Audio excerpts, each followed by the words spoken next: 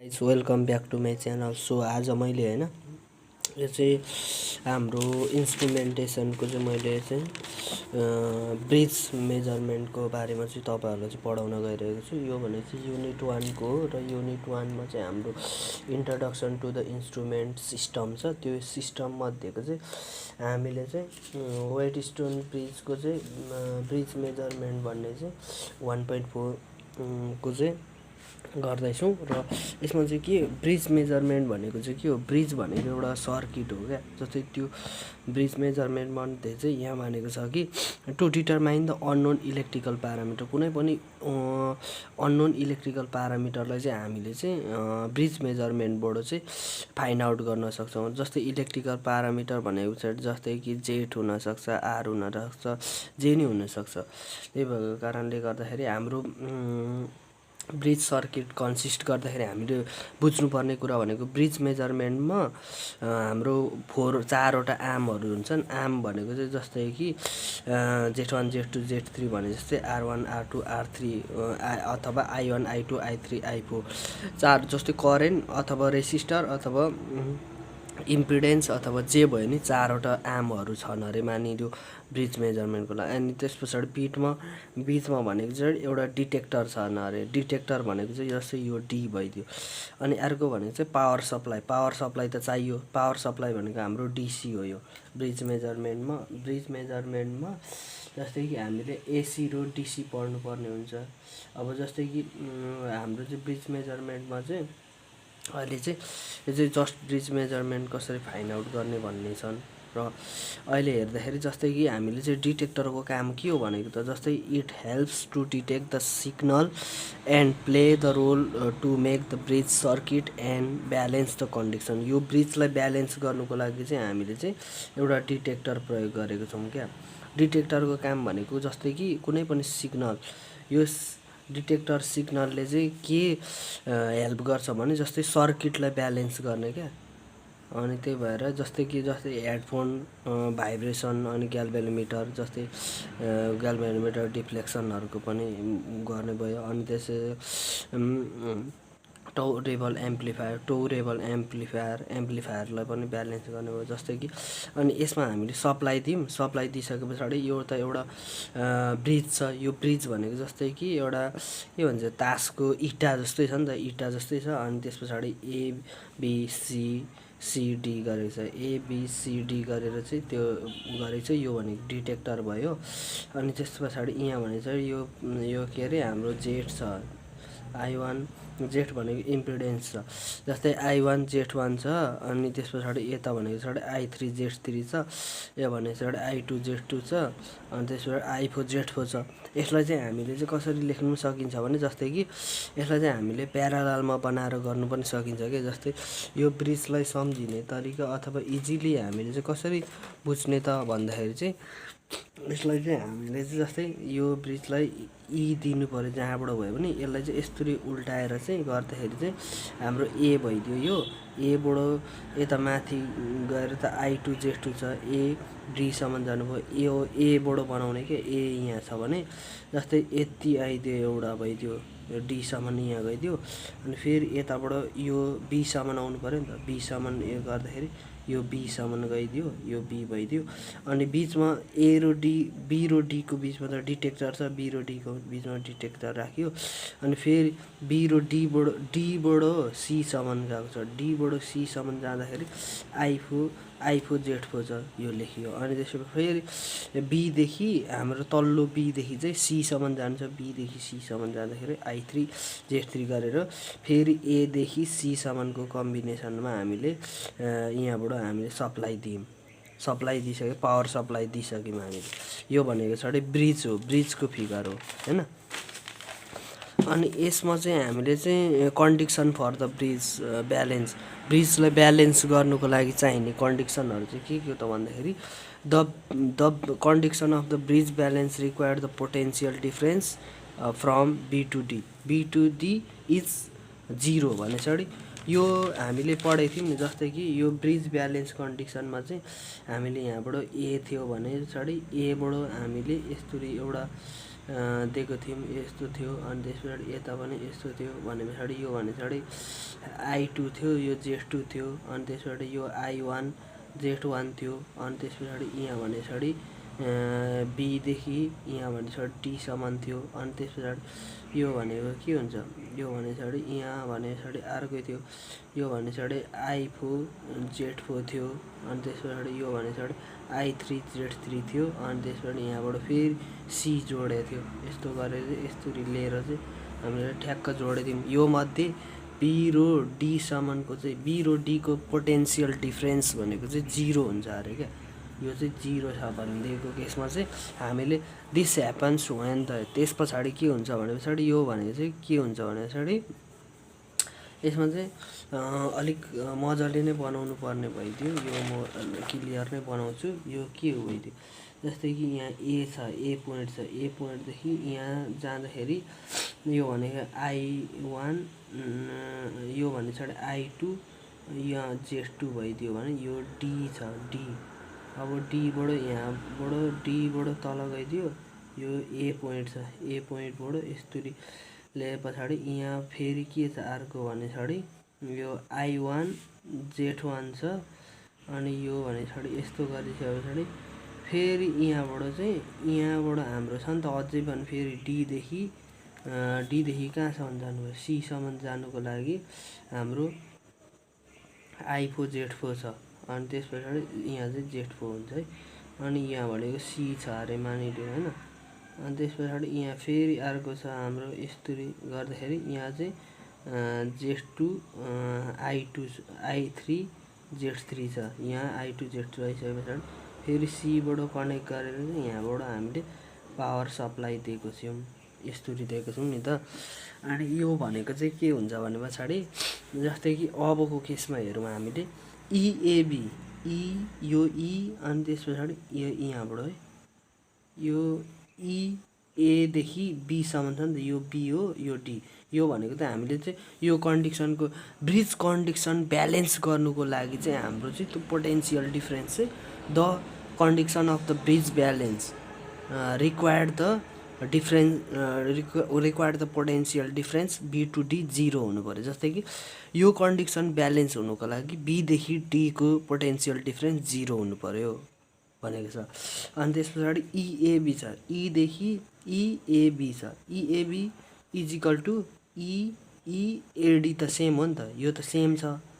त्यही भएर जस्तै कि यो त सेम छ दुईवटा, यो सेम भइदिइसके पछाडि एदेखि बीसम्म र बीदेखि एदेखि डीसम्म भनेको त सेम छ।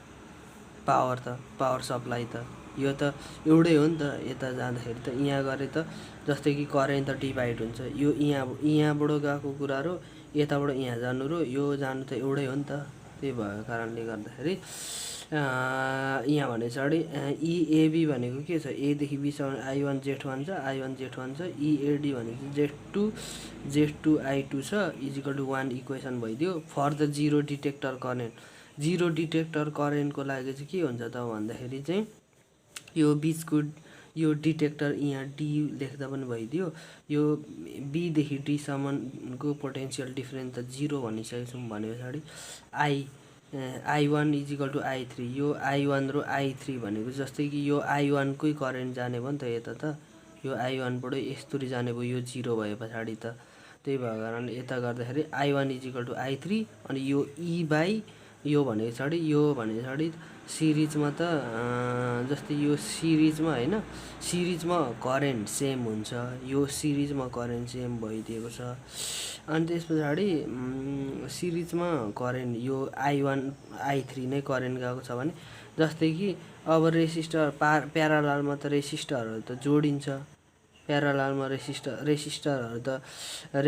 त त्यसलाई केही फरकै पार्दैन, करेन्ट र भोल्टेज मात्रै हो त्यो फरक हुने भनेको। जस्तै सिरिजमा चाहिँ Z1 र प्लस Z3 गरेर इक्वेसन 2 निकाल्यो, डिटेक्टर करेन्ट चाहिँ 0 हुनु पऱ्यो फर D2। अनि त्यसपछि I2 र I2 इजिकल टु I4 छ। I4 के छ हाम्रो, यो I2बाट गएको यहाँबाट करेन्ट डिभाइड भएर गयो, करेन्ट यता गएर यता गएको करेन्ट बराबरी चाहिँ हुन्छ, तर यसमा गएको करेन्ट र यसमा गएको करेन्ट फेरि यता सेम हुँदैछ क्या। यो 0 भएको कारणले गर्दा I2 र I4 चाहिँ फेरि सेम भइदियो I2 इजिकल टु I4 अनि त्यस पछाडि यो Z2 प्लस Z4 भनेको सिरिजमा छ यसलाई जोडिएको कारणले गर्दाखेरि चाहिँ यति आइदियो यो गर्दाखेरि I2 I4 छ अनि substituting to the value of the I2 र I3 गर्दाखेरि I1 मा राखिदिने हो क्या यो I1 मा राख्दाखेरि के भइदियो Z बाई I2 र I3 I4 त एउटै छ त्यसो गर्दाखेरि I1 मा चाहिँ यो भ्यालु राखिदिउँ E by Z1 plus Z2 गरेर यो राख्यो अनि फेरि Z2 गरेर I2 हाल्यो I2 equal E by Z2 plus Z4 गरेर यो भ्यालु राख्दाखेरि यो भने चाहिँ E काटिदियौँ हामीले यो भने चाहिँ Z1 by Z1 plus Z2 Z2 by Z2 plus Z4 गऱ्यो अनि त्यस पछाडि के भइदियो यो भनेको चाहिँ के भइदियो भने Z1 प्लस Z2 यता यो प्रोडक्टमा टर्ममा गइदियो यो भने चाहिँ के भइदियो भने जस्तै कि यो यता गइदियो यो प्रोडक्टमा गइदियो Z1 यो भने Z2 plus Z4 is equal to यो के भइदियो फेरि Z2 ले चाहिँ फेरि यसलाई गर्दाखेरि Z1 प्लस Z3 गरिदियौँ यो गर्दाखेरि चाहिँ हाम्रो यति भ्यालु आयो Z1 Z2 plus Z1 Z4 is equal to Z2 Z1 plus के भइदियो Z2 Z3 गरिदियौँ भने Z2 Z3 गर्दाखेरि Z1 Z2 चाहिँ हाम्रो यो र यो काटिदियौँ यो सेम छ नि त यो दुइटै सेम छ यो काटिदिइसके पछाडि हाम्रो के भइदियो भने Z1 Z4 is equal to Z2 Z3 चाहिँ इक्वल भइदियो क्या यो चाहिँ इक्वेसन 4 गरिदियो यसलाई त हामीले के मान्नु पायो Y1 Y4 equal to Y2 Y3 गरेर in terms of the addition यसलाई चाहिँ यो लिनु पनि पाइयो अनि equation 1 represent the product of the impedance हो नि त Z product of impedance pairs opposite arm is equal to the other एकअर्कामा चाहिँ इक्वल टु आर्महरू चाहिँ Z1 एकअर्कामा चाहिँ तिनीहरूको इम्पिडेन्स चाहिँ 0 हुने रहेछ जस्तै के भइदियो भने Z1 Z4 छ नि त Z1 र Z4 अनि त्यस पछाडि Z2 र Z3 भनेर त इक्वल हुने भइदियो त यो यस्तो गर्दा पनि हुने रहेछ यो गरेर यस्तो आएको थियो नि हैन यस्तो गरेर यो इक्वल टु यो गरेर अनि फेरि यहाँ हाम्रो अर्को छ नि त यो गरेर यो गर्नु यो भनेपछि यो भनेको हाम्रो कति हो Z2 Z3 Z1 Z4 यो भनेको त यस्तो गरेर यो इक्वल हुने भइदियो Z1 Z4 Z2 Z3 यो भनेको यस्तो चाहिँ इक्वल हुने रहेछ के त्यो गर्दाखेरि चाहिँ the condition for the balance bridge balance कन्डिसनको लागि चाहिँ पोटेन्सियल डिफरेन्स त्यो बिचको डिटेक्टर करेन्ट चाहिँ 0 हुनै पर्यो क्या अनि त्यसो गर्दाखेरि यति आइदियो यसो गर्दाखेरि हाम्रो डिटेक्टर करेन्ट 0 को लागि त्यस्तो गरेर चाहिँ यस्तोबाट चाहिँ निकाल्यो अनि representing the equation IV in terms of the magnitude and phase angle यसलाई चाहिँ magnitude र phase angle मा पनि रिप्रेजेन्ट गर्न सकिन्छ के equation 1 represent the product of the impedance Paris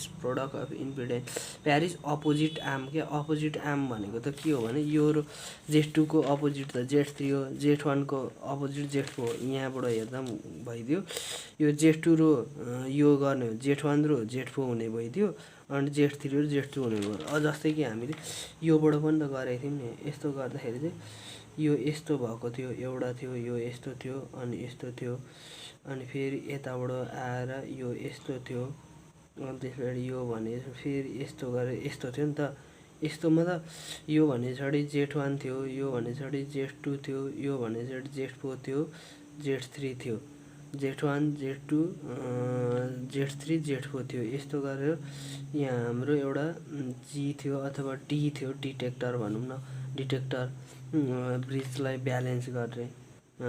balance गर्नुको लागि यो राखिन्छ बीचमा कुनै पनि ब्रिजलाई ब्यालेन्स अनि यो र यो क्रस यो भइदियो यो डट यो भइदियो यो डट यो भइदियो नि त त्यही भएको कारणले गर्दा it arms the product of the impedance यो प्रोडक्ट अफ द इम्पिडेन्सहरु अपोजिट इक्वल टु अदर हुने भयो। अनि represent the equation 4 in term of the magnitude and phase angle. Magnitude र फेज एङ्गलमा पनि हामीले यसलाई राख्नु पऱ्यो। म्याग्निच्युड र फेज एङ्गलमा राख्दाखेरि चाहिँ के भइदियो Z1 अनि त्यस पछाडि एङ्गल अफ θ1 र θ4 गर्दाखेरि यो गऱ्यौँ। अनि त्यस पछाडि के भयो Z1 Z2 बाहिर निकाल्यो।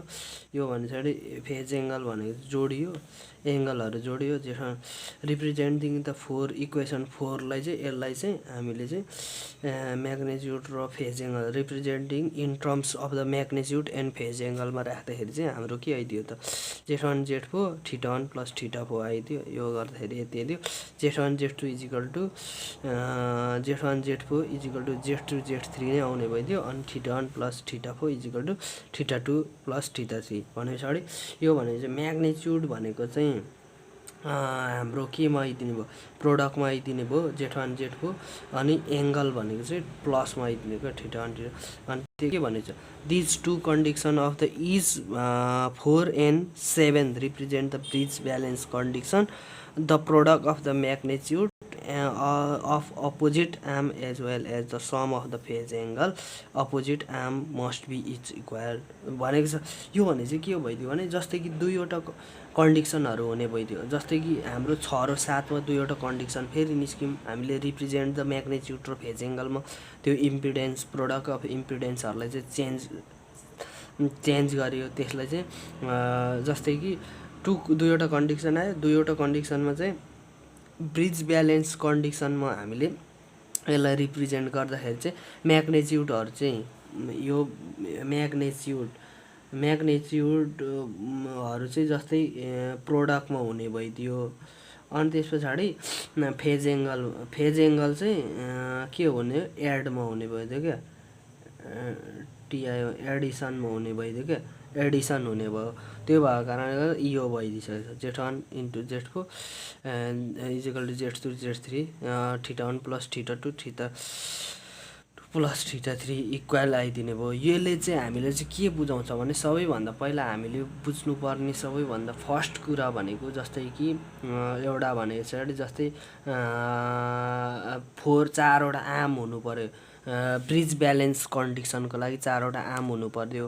अनि त्यस पछाडि हामीले त्यसलाई सप्लाई गर्नु पर्यो। सप्लाई गर्दाखेरि पावर डिटेक्टर अड डिटेक्टर त्यो अड डिटेक्टर चाहिँ किन युज गर्ने छ भन्दाखेरि त्यो ब्रिजलाई ब्यालेन्स गर्नुको लागि युज गर्ने छ। अनि अर्को कुरा भनेको चाहिँ के हो भने जस्तै पावर सप्लाई चाहियो, पावर सप्लाई त हामीले गर्नै परिहाल्यो।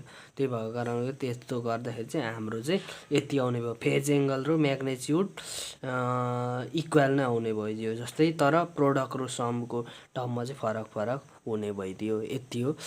Thank you everyone. मैले यो भने चाहिँ ब्रिज मेजरमेन्टको चाहिँ balance condition for the bridge ब्यालेन्सको चाहिँ मैले चाहिँ यो चाहिँ कसरी ब्रिजलाई ब्यालेन्स गरिन्छ भन्ने कुरा चाहिँ बताएँ। र लास्टमा फेरि के भन्छु भने जस्तै कि त्यो ब्यालेन्स गर्दा डिटेक्टर भनेको चाहिँ 0 हुनुपर्छ है।